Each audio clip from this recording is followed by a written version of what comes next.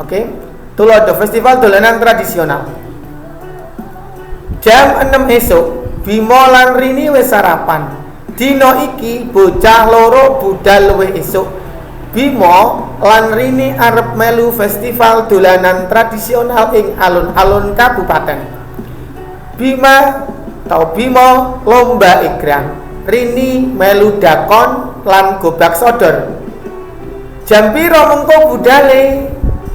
Pendangune ibu. Jam 6:30 Bu. Mangke rombongan saking sekolahan. Wangsulane Rini. Bimo wis trampil tak egrangan. Pak Wibowo bapake urun pandangu. Oh, inggih sampun to Pak. Yen latihan kula mesti menang lho Pak. Hehehe. Ya syukur. Ning ora pareng ngremehake liyan lho ya. Sapa wae mungsuhe sing penting main sing apik, sing sportif, menang kalah iku ketemu mburi.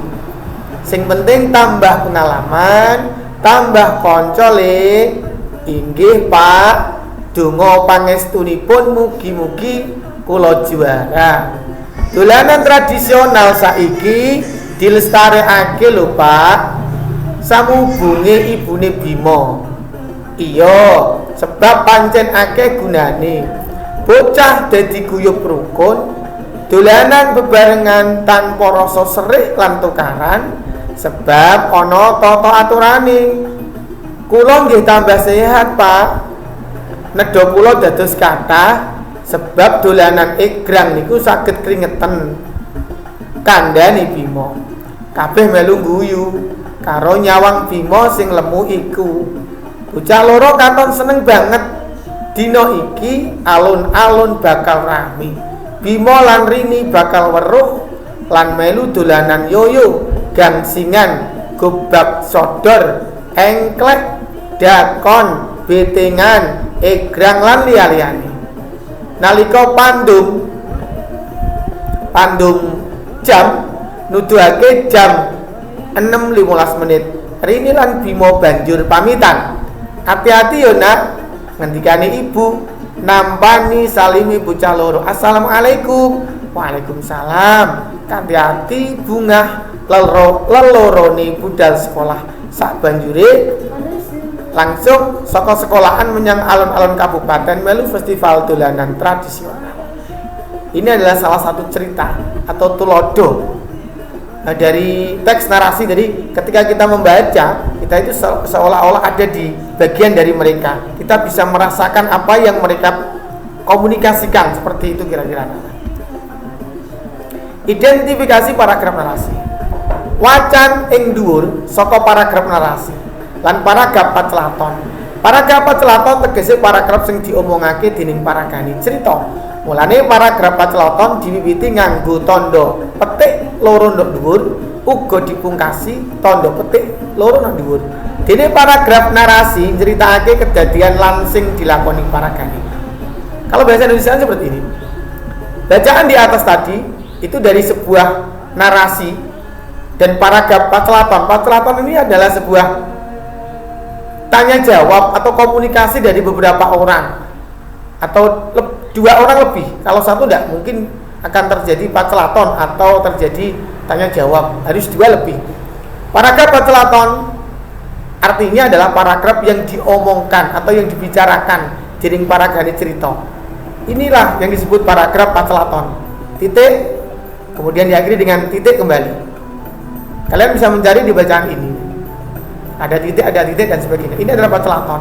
Yang teks narasi itu apa? Yang semuanya ini disebut teks narasi. Teks pacelaton adalah yang ditandai dengan titik-titik.